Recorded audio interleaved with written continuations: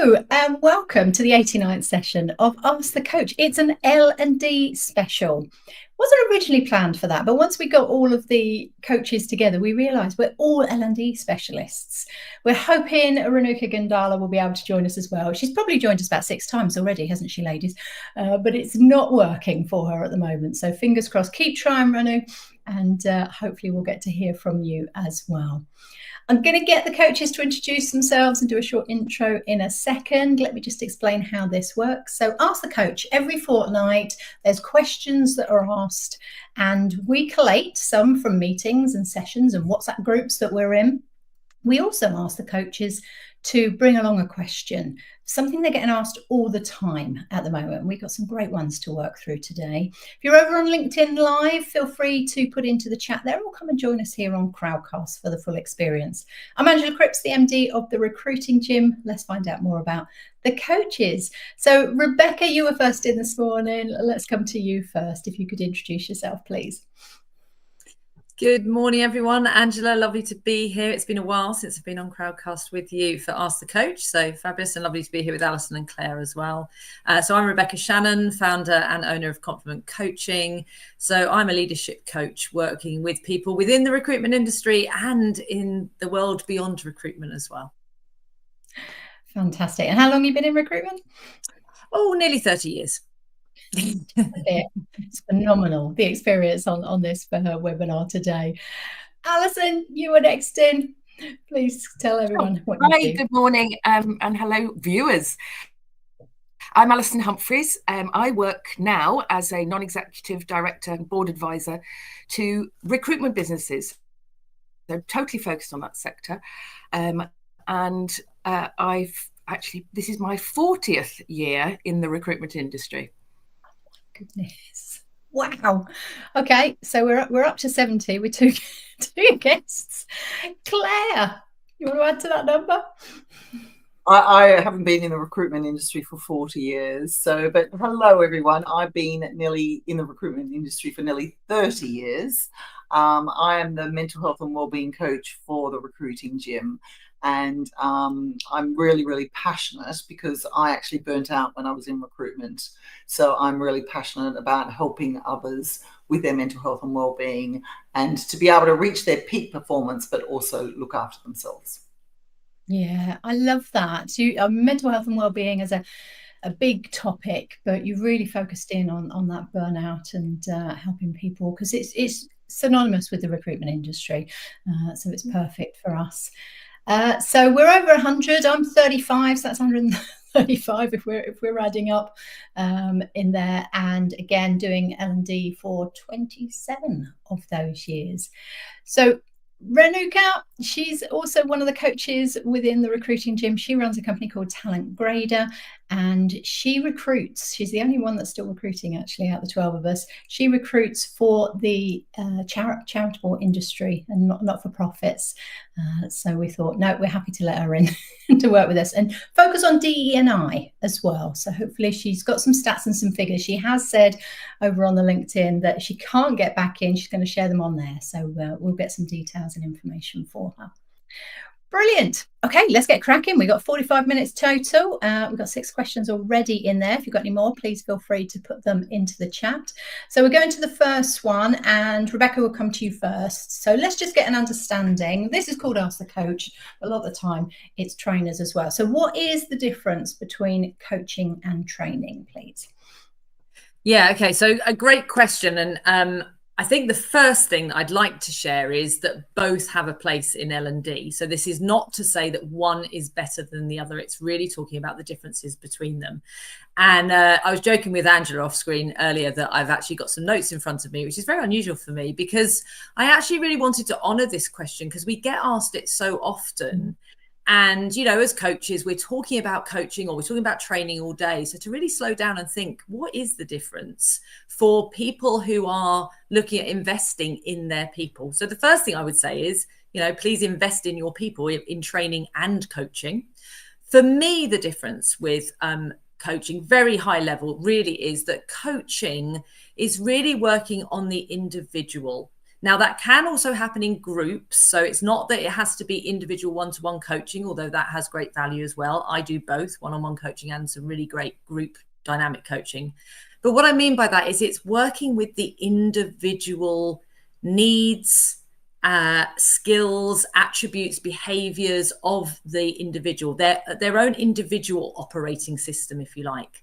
So when we're coaching someone, what we want to do is really dig into that. How do they show up in the world? What thoughts and beliefs do they have? What are their goals? What are their needs?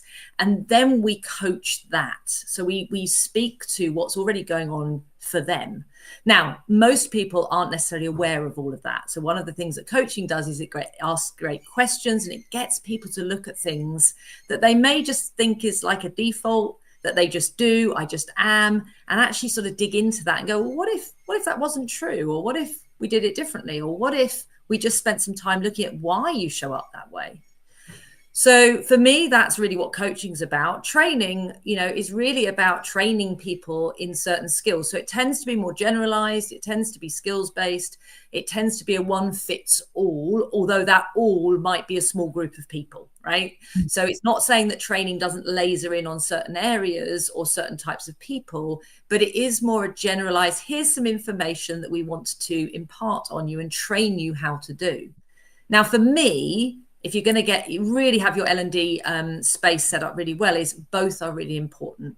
So give people the space to learn new skills, to learn new ways of being, new ways of doing business development, new ways of talking to clients and candidates, whatever it might be, and have an element of coaching where you spend time with people individually or in a group to see what they've learned. How does that then fit with them? And how are they putting it into place? And how does it fit with their own needs, goals, aspirations? So that, for me, I think sums up the difference between coaching and training, particularly in this, in the environment that we're talking about with most of the people who are going to be watching. And one of the things that I learned, I've been in recruitment, say, for 30 years, and I've been a consultant, I've been a project manager, I've been an L&D professional, I've trained and I've coached. And what I realized when I really pivoted to coaching full time as my focus was that I had always had an element of coaching in everything that I'd done. So one of the things I'd really encourage anybody who's leading teams or leading themselves is to really explore coaching for themselves first, experience being coached. We did some great series back in COVID times of, how to be your own best coach. So go and get some coaching books, go and explore coaching, go and get a coach, and then look at how in the role that you're doing, do you bring more coaching to your day-to-day interactions with people? Because it will help embed anything that you're training people on or anything that you're teaching people. And then they really start showing up with those as intrinsic skills and behaviors for themselves. Fantastic. And Renu sent me some great stats on this as well. According to the Institute of Coaching Federation, 80% of people who receive coaching report increased self-confidence, and over 70% benefit from improved work performance, relationships, and more effective communication skills. 86% of companies report that they recouped their investment on coaching and more. So bottom line. I was going to say, and this is what I think some people miss, right? They're great stats. Thanks, Renu, because this is what some people miss because they can't necessarily see the tangible results of coaching, right? And yet these stats point to the very intangible results of coaching. And in our industry, we talked about this on a recent conversation we had, Andrea, about, we are people who are working with other people, finding people jobs with other people. It is all about relationships. It is all about communication. It is all about soft skills. And it is all about how we show up in the world, in those relationships, in that communication, in our teams, with our clients and our candidates. So for me, it's a non-brainer, but it's great to have such powerful stats behind us for those people who work much more with, I need tangible results. That's the tangible result, right? You're going to have better people in your teams. Fantastic. Alison, I see you're unmuted. You want to answer? I think it might be helpful for people to have a look at Percy and Blanchard's situational leadership model. You can Google it; it's very well documented, and that makes a distinction between training and coaching. as being that stages in development. And their theory is that training, which is much more focused on actually giving clear direction and instruction, as opposed to coaching, which is once people have some experience and they need both continued direction, but also support and encouragement and practice. I think from my own observation that a lot of business leaders have got confused about the difference. And because we've generally moved to a more democratic style of management in business in its very broadest sense, there's a misconception that asking people what they think and what their opinion is about how a job should be done, for example, is a nicer way of doing things. And at its worst, what happens there is that in this attempt to sort of say, yes, your opinion is very valid, we're actually asking people who don't have any experience to to venture forth their opinions, and then they get knocked back. Yeah.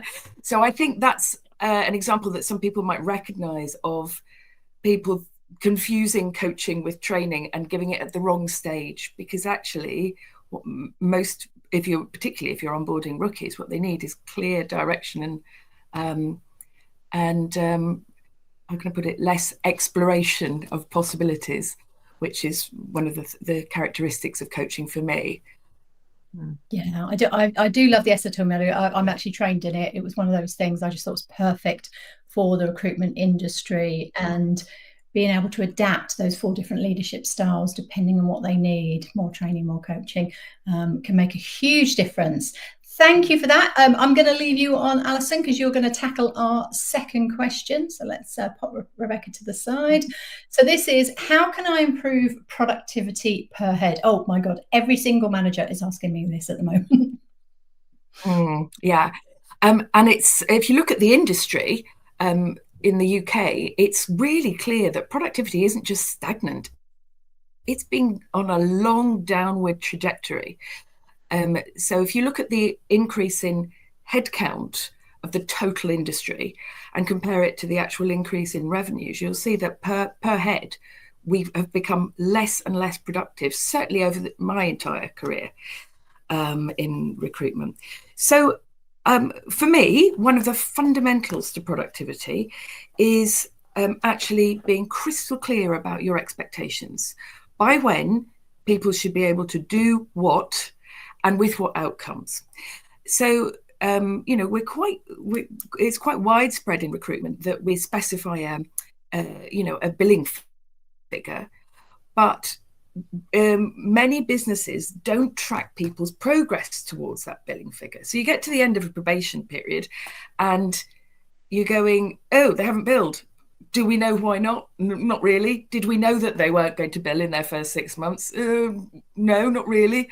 And that really does let people down in a bad way. I think it's irresponsible and downright cruel to trainees. So be crystal clear about your expectations in terms of what people need to be able to do and to what standard. I would also say that productivity will be improved if you have everybody on a path to develop their career. So one of the things I do with some of my clients is create a very structured and transparent career path that says, when you can do this and sustain this level, you will be promoted. And there, along with the promotion often goes an increase in expectations on productivity as well. But instead of promoting people because they've been with you a long time, it's about them working towards improving their skills in order to achieve a promotion. Does that make sense? Yeah. So I think if your productivity is a focus, make sure everybody's got momentum and is moving forward in their career in a structured way. Sorry, were you going to? Well, yeah, I was going to say that sort of competency level is a great way of getting people to grow. They might still be doing the same job, and we do know that people need that purpose. They need to know they're developing. They need to know they're moving forwards. And if they feel like they're still doing the same job a year in, then that can be really frustrating. But what's great about our industry is you could be doing a task at a very basic level for many months, and the development and the growth that you then get through your training or your coaching is then to move up through those competency levels. I worked for Blue Arrow for 13 years. We had 9 competency levels for each competency. So you may have come in at the bottom, unlikely actually. We were looking for a little higher up when we recruited people, back to expectations and what are we looking for, made it very clear. But certainly you could probably move up 4 or 5 levels within each competency, and you could see the growth and the development. And that was part of the criteria to move forwards as well. So you didn't have to add on more jobs necessarily, add on more work. You just had to get better at what you were doing. And of course, that then means productivity goes up as well. Rebecca, you want to add something? Yeah, I think everything that you shared there is really relevant. I mean, I think this is a question that comes up regularly, and most of the industry does want to know this. And I think it's interesting what Alison shared there about it's not just that it's stagnant; it's gone backwards, right? It has been for some time. And even in the periods where we all felt like, it was all falling out of the sky for us, right? And everyone was doing well, if you actually still looked at productivity, it wasn't great, right? So I think some of that, and this is an old, conversation that we've had many, many times, and I still believe that Greg Savage says it best with it's an art and a science. And what happened is we lost a lot of the science. Again, ties in with what Alison was saying about the difference between training and coaching and asking people their opinions and all of that, which I still think is very valid. And we kind of went away from the idea that we couldn't anymore measure people, because it was, the old sweatshops that we all, experienced at different times. But what we did was we swung completely the other way, and we stopped measuring anything and just, expected people to just kind of do their own thing, which, as Alison said, new people, that's very difficult for, and even some experienced people. I was having a great conversation with someone yesterday who's taking on a very experienced consultant in their business, and yet by their own admission, they need accountability, they need measurement, and they're going to need management to keep them moving forwards. So I really do think as leaders in the business, we have to go back to how are we measuring it every single day? As Alison, said, you can't get to the end of a month, the end of a quarter, the end of a year, and look back and go, your productivity hasn't been up to scratch. It's our responsibility of leaders to be measuring that. And not in a way, it's not micromanagement. I think that's become one of those buzzwords that really, really gets under my skin, because it's not, it's just management. It's managing and measuring. So it's not micromanaging, right? So, anyone who's listening here, and if you're running your own business, find ways to run your own measurements, right? When I was building my coaching practice in the coaching school I was in, we had a monthly report. We didn't have to do it. We didn't, no one was going to tell us off if we didn't. However, what it did, and coaching and building a coaching practice is no different. I needed to be in conversations with people to create possibilities for my clients and for coaching agreements. So what do I measure? I measure how many people I'm connecting with. I measure how many conversations I'm having. I measure how many proposals I put out. I measure how much I'm billing. And then I look at it, and I look at it daily, and I look at it weekly, and I look at it monthly. And then I see where there's areas for growth and development. And if the results I'm getting aren't what I want, guess where I go? I go to the system. I go to all the things I'm doing and go, well, I need to be talking to more people. If I'm just focusing on the result, it's not going to change anything. So how can I improve productivity per head is you need to really measure and get into what it is your people are doing. It's not micromanagement, it's management. And as Alison used the words, it's cruel not to, because you're leaving people floundering around, not really knowing what they're doing or why they're doing or what results they're going to get, because they don't necessarily know that. But you do, right? And if you don't know the stats, the ratios, the activity levels that you need in your business to get the results that you want to get, then as a leader, that's on you. Get that figured out and then go manage people to do that with training, with coaching, with kindness, with compassion, right? It's not about beating people. It's about giving them every opportunity to be successful in what they're doing. I like how just to link productivity back to learning and development. There are two very recruitment specific things that I think people should look at in their learning and development programs. Number one is, are you actually training people to develop accounts in a structured way? I think as an industry, we're pretty poor at that. And account development does not consist of phoning someone, like once a month and saying, got any jobs yet? Yeah. Really good, we haven't got time to discuss what should be in it, but really good account development training would actually increase productivity for pretty much every recruitment business I know.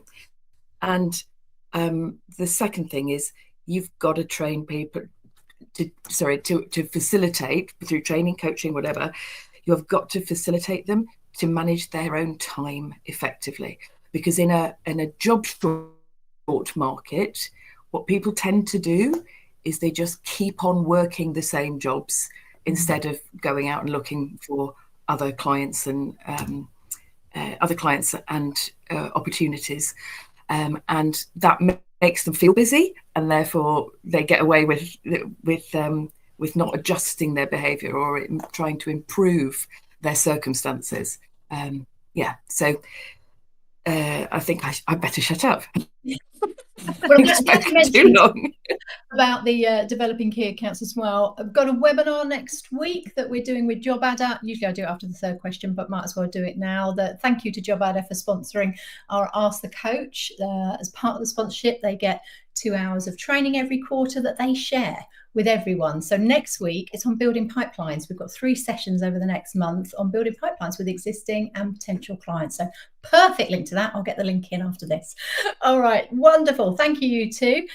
Claire, I'm coming to you because our question 3 is, why is individualized coaching important? And I know you do a lot of that. Thank you, Angela. Well, I think we've covered a lot of this in the first 2 questions, actually. Rebecca talked about the individual coaching. She mentioned the word individual quite a few times. And if we look at individual coaching, we are really looking at the individual and what they want to achieve and how to actually transform them from here to here. And that is very, very bespoke for that person, so that we can actually get to the root cause of what their problems are, ask questions so that they evolve. So if you have a look in the chat, we've got a few hellos to say. So hello, Alan, Pascal, and Therese. And then we've also got, Rebecca has added in, coaching can help recruitment consultants reach their financial goals in several ways. So if you look at those 4 points, we want to look at the individual for those points, because individual coaching, yes, we can do it in a group coaching session as well, but we want to look at each individual if you do group coaching, because one individual's goals and goal setting and accountability is going to be different to another person's in recruitment. One individual's skills development is going to be very different to another person's. The motivation and mindset, we've all gone through our peaks and troughs with our motivation and mindset. We've all, anybody who says they've always had a positive mindset in recruitment doesn't really understand their mindset. So for the individual, it could be a very difficult stage for their motivation and mindset at one stage, but for somebody else, it might be really good. So we're looking at and honing in on that individual. And then the networking and business development, we've got to see where they're at and where they want to get to with regards to their own business development. And that also goes with what Alison said as well, with we are actually looking at the individual for the productivity as well. Okay, so the individual coaching really does hone in on investing in a person so that they can develop and grow.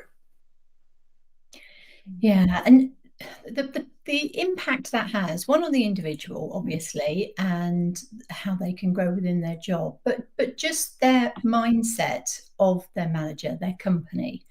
That I can remember, I went on about 30 courses in the first 3-4 years with Blue Arrow. It was just ongoing. It was just part of what we did, and I never considered leaving, ever. Yeah, it was always what's next, Rebecca? Yeah, I think, thank you, Claire, for picking out those points. I thought they were really valid, that, we talked about coaching and then we're talking about productivity. You put the two together, these things are so important. I think the other thing that for me about individual coaching and we miss this often, right? You know, when we're running big teams or even smaller teams, we can miss this, right? Is we bring someone into our business and we make a lot of assumptions about them, right? So we might have interviewed them, gone through an onboarding process, whatever. But if we haven't really ever dug into who they are as a person, an individual, what their goals are, what their aspirations are, what their why is, what's going on in their life, all of those things, we make a very big assumption that they are aligned with the goals of the company, right? And we kind of train and coach them with that assumption in mind. And a lot of the time, if you haven't really spent time with that individual to understand what turns them on, what lights them up, you're almost training and coaching to a brick wall because it's not aligned with who they are. And so a lot of training and coaching and learning and development for me, and I don't mean this in a harsh way, is really understanding whether the people that are in your business are the people that are right for your business and whether you're right for them. You know, and that is values. Exactly. You know, the same values, the same beliefs. And that's not to say that you can't encourage people. Perhaps they've never explored that as a belief or a value before. So it's not to say you just go, oh, well, you're different to us, we're going to part ways. It's not that.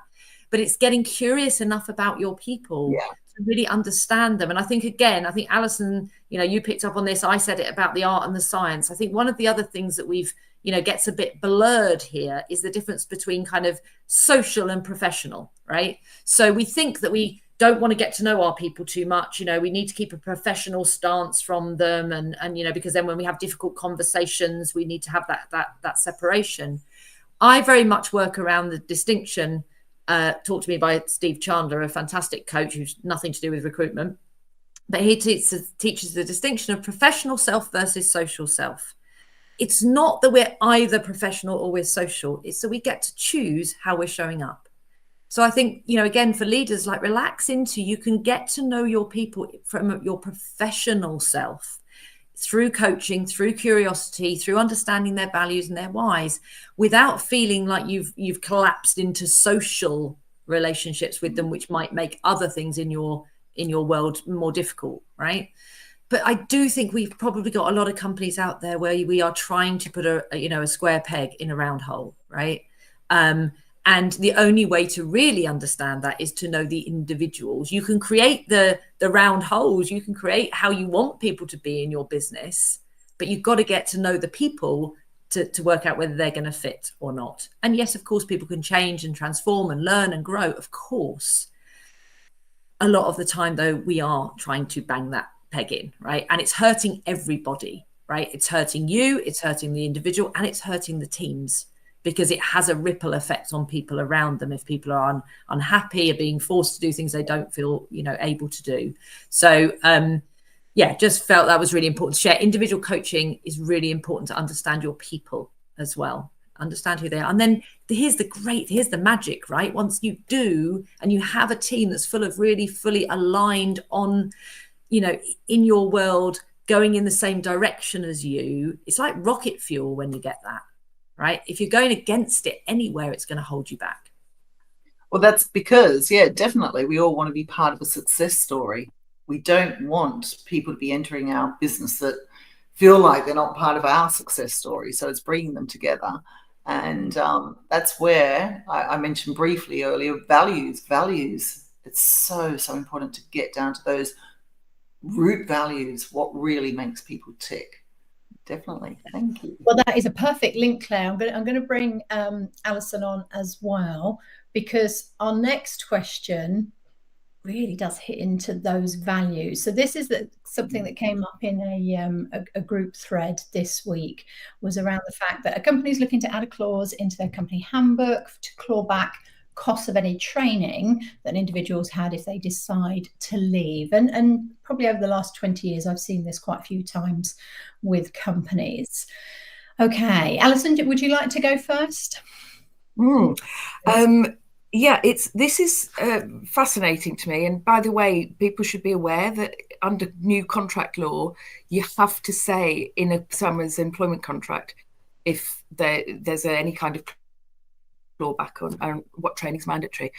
I think that if we're running an organisation that has its own standard operating processes, and that there's a way that you want people to do the job, then that training will be mandatory. And if training's mandatory, I don't think ethically that you can ask people to refund the cost. There is a world of difference between that and, for example, paying for somebody to do a qualification or a course that's unique to them, where one would hope that it would be very motivating as well as developmental, and that both you and the person involved would gain some benefit from it. So you as a business owner and them as an individual who's acquiring a new, presumably portable skill. So I do think it's legitimate to have some sort of phased clawback for that scenario. For example, it might be that, you know, if you're spending thousands of pounds on it, somebody works for less than a year following it, then they repay a proportion of the cost, but not for anything mandatory. That's my opinion. So, okay, Claire, what are you thinking? So what's going through my head is, why are they leaving? What's the root cause as to why they're leaving? Because yes, it costs a lot. It actually costs 2.5 times somebody's salary to replace them. And that's an REC. It's probably more than that, actually. So I would get down to why they're leaving, because I agree totally with what Alison has said. I think it's so key that we do give them mandatory training. And has that training not hit the mark? What's their motivations? How long have they been with the company? What is the real reason? So I'm not going to answer that question. I think everyone's just got to sit there and think, why are they leaving, and find out what the root cause is before they get that white envelope on their table, if they do it via envelopes and letters anymore. But the resignation, you shouldn't have any surprises of resignations. Yeah, definitely be something you'd want to look into, because there was something that triggered they wanted to put it in there in the first place, wouldn't they? Rebecca? Well, yeah, I'm going to be a bit bullshit here, right? I think this is really poor leadership, right? This stinks of trying to cover your back, right? And I knew there was a quote that kind of spoke to this a little bit, so I just Googled it. You know, I'm like my quotes: train people well enough so they can leave, treat them well enough so they don't want to. Richard Branson. I really do think if you've got a clause in your thing that you're speaking to new recruits about, or existing people about, where you say, by the way, if I invest in you, when you leave, you have to pay me back. What kind of culture are you creating? And as a leader, you're basically saying, oh, I think you're going to leave at some point, right? So to me, this is one of these things, and I think Claire was pointing towards this, is we're asking the wrong question here, right?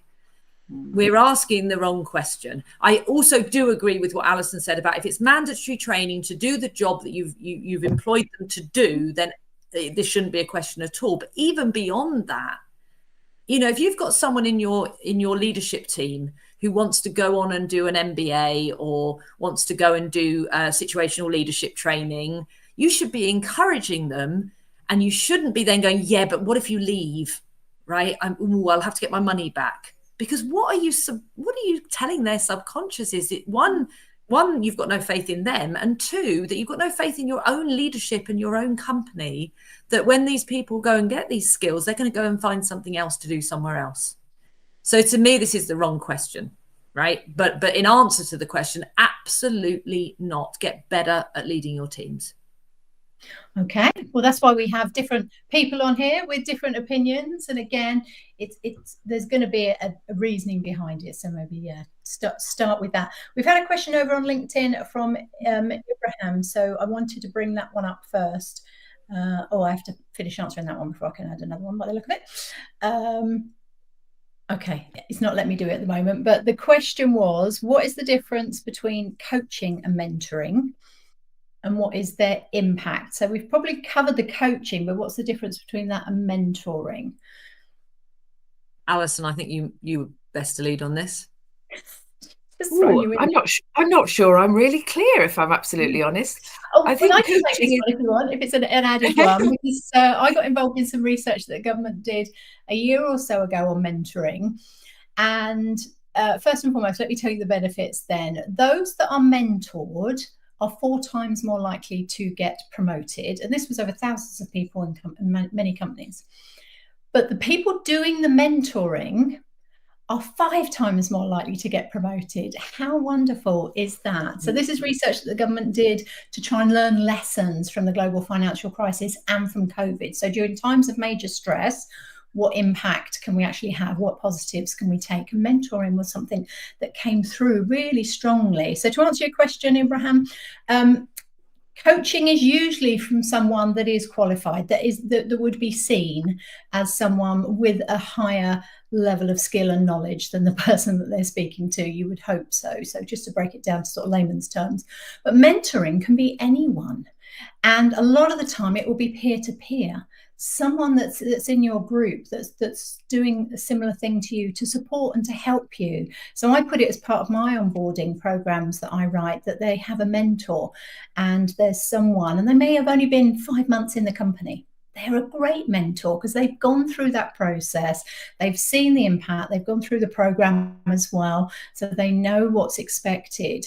And they'll be able to give a really good sense of what this company is about from a new person's point of view. So it can be someone with 20 years experience. It could be someone, like I say, with 4 or 5 months in. So you're not restricted in that way. They don't have to have the answers. They're there as a support. They're there as an opportunity. And of course, it can then lead into coaching, and then you would expect them to have those details. So hopefully that answers that for you. And actually, from what you just said, Angela, sometimes it's really good to have a mentor who's just been through the process that you're going through, because they're closer to it and they haven't sort of moved on to the next stage. So I like the example of they may have only been doing the job for 5 months, and it's great to have them as a mentor because they remember how it feels. One thing to add about mentoring there, I agree with what Claire said. You know, for me, it's like 1 or 2 steps ahead of where you are is a great mentor to find. The other thing just to bring in there is it's great to have mentors in different areas as well. So, and this is the same as coaches actually, you know, you can have a mentor in your professional life. You might have a mentor from a financial perspective. You know, go and find someone who, you know, is really good at investing, who's 1 or 2 steps ahead of you in that field. And that might actually then impact on how you show up in your professional life as well. So I think the other thing with any of this is really to think holistically with where are there areas of my life, not just my career, but my life or my business or my leadership, where actually a coach or a mentor would be really helpful, and then go and find people that will do that for you.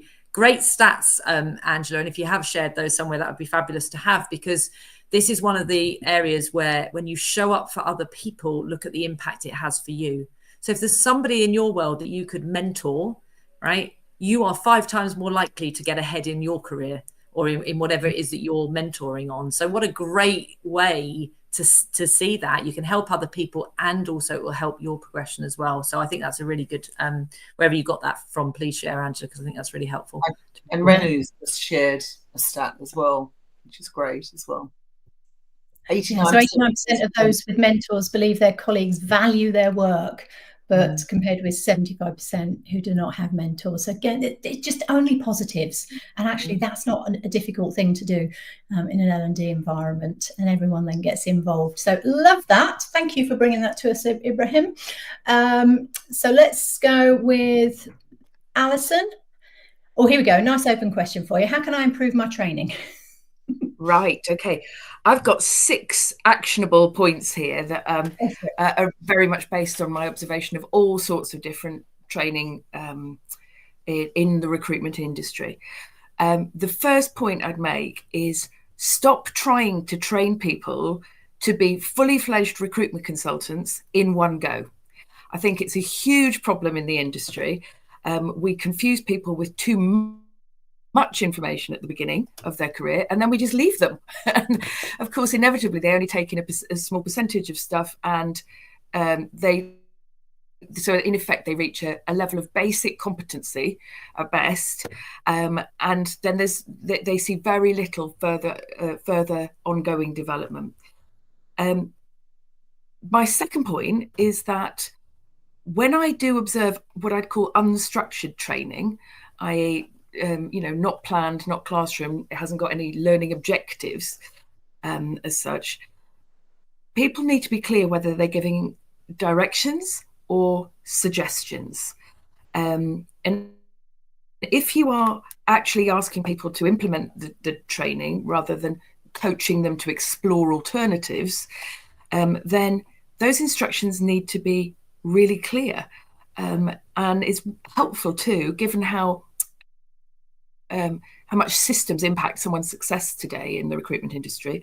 It's very helpful to incorporate your systems training with, for example, your sales skills training. Quite often it's split up, and a technically focused trainer trains someone on the use of the CRM or LinkedIn license or whatever it might be. And actually, if you incorporate it skills-wise with your sales training, you'll find that people make better approaches and record data better, which is increasingly very important. After all, your investment in AI is going to be a waste of money if you're sticking it on top of a lot of rubbish data. Yeah. So that's 3 things. Not all at once. Be clear about whether it's a direction or a suggestion. 3, incorporate your systems training. Number 4 is a lot of the training that is available in the recruitment industry seems to be based on the idea that it's just telling a lot of anecdotes or a list of random hints. What people need as memory tools, and that's the only way they'll ever really make things their own, is to commit to some framework in their memory. What people need is the tools to help them retain the information. For my money, those include mnemonics and also things like a flowcharts for processes, rather than scripts, which my observation is that they tend to make people either sound robotic or, in fact, make them a bit stupid and passive. You can tell when someone's using a script because they don't listen to the responses they're getting, and then they ask the same question all over again. So memory tools like mnemonics and frameworks and visual ways of committing things to memory. Number 5, make sure that your training has a follow-on of assessment. You need to know not just that what you've said, if you're the person leading the learning and development intervention, not just what you've said to them, but what they have actually been able to turn into action and use. So assess those skills. Now, the most usual way to do that is through role play, but remember that the imparting of information is just the start of a learning cycle. And at an organizational level, if you are running structured training, every plan should have a mechanism for implementation, because otherwise you won't achieve change. I'll give you an example. If you take intermediate level training, where we're actually trying to improve someone's existing skills, perhaps they've had 1 or 2 years experience, might be, for example, in how they lead client meetings or an area like that. It's not enough to simply tell them how you want them to lead those meetings, is it? You need to make sure that, number 1, they're retaining the information and guidance that you've given them. Number 2, that they're actually implementing it, which you can typically assess, or their line manager can assess by role play or by listening to what they're doing. And number 3, that they're getting the results that you anticipated with what you've taught them. So that's different levels of evaluation will help your whole organization learn. But wheeling somebody in to run a one-off program about a particular skill is just the start of the learning cycle. So that's my 6 practical ways of improving the training that exists. That was amazing, all in 6 minutes as well. So perfect. So people can come back onto that. All of this gets downloaded and put into the Ask the Coach sessions where the other 88 are stored. So what we'll be doing is collating that, putting that into the resources, the links and everything from the details and things that we've spoken about today, so you can do a little bit more research. So please do click on the green link here if you're in Crowdcast, or I'll put the link into LinkedIn comments for you as well to go and access all of that, all those resources, with 130 plus coaches all giving you their knowledge in the industry. So that's fantastic. So thank you for that. Our last question then. Okay, we've only got a minute, but we're going to do on all of them. So one liner for everyone. What was the best piece of advice you were given as an L&D professional? Let's come to Claire first. So I was told very early on to enjoy and have fun when you are with somebody, and connect with the person, connect with the group. Love that. We all learn so much more when we're having fun, don't we? Rebecca? Yeah, I mean, this applies to all life, not just L&D. So professional is come from who you're being.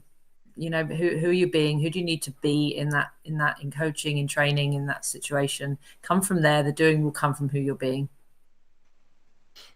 Alison? I'd say to anyone who's trying to train or coach anybody else, it's not about what you know, and it's not about what you say. It's about what they can do as a result. That's similar to mine, actually, which was around, remember, they're not you. Just because you can do it doesn't mean that they will be able to. They're a different person.